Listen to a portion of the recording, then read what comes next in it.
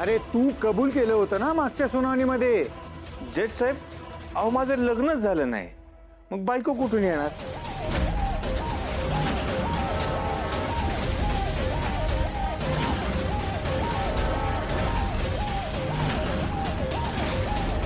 आता बायकोच नाही, मग खून कसा होणार?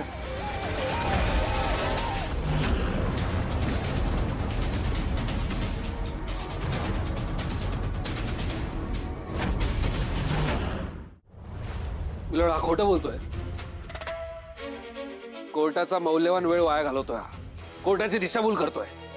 तुम्हाला सांगितलं ना, मध्ये मध्ये नका बोलू. Please sit down. अरे गोपाळ, मागच्या सुनावणीत भर कोर्टात तू कबूल केलं होतंस की तू तुझ्या बायकोचा खून केलाय आणि आता नकार देतोयस. नाही जज साहेब, अहो मी खून करणं शक्यच नाही, कारण माझं लग्न झालेलं नाही, माझी कोणी बायकोच नाही. तर बायकोच नाही तर खून कोणाचा करणार बरं मी?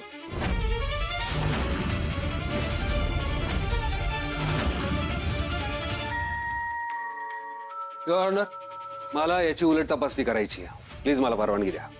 परवानगी आहे. Thank you milord.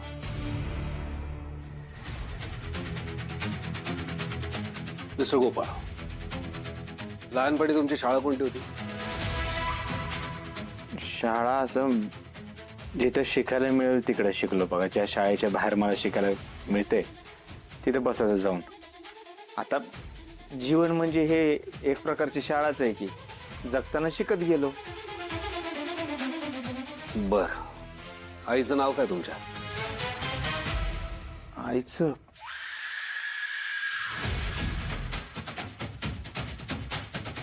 नाही आठवत. वडिलांचं?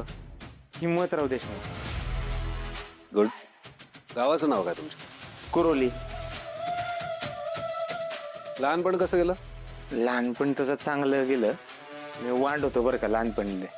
आपण लय घाबरायचो. एकदा गावच्या जत्रेमध्ये मी एका पोरीचं असं पात्र केलं होतं, ते आपण नव्हतं आवडलं. आप्पा मला हाणणार, लय मारणार म्हणून मी इथनं पळून गेलो. दिसेल ती रेल्वे पकडली आणि डायरेक्ट कलकत्त्याला पोचलो.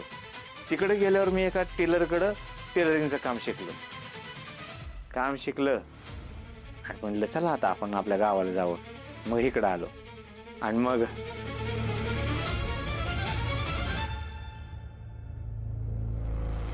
मग मग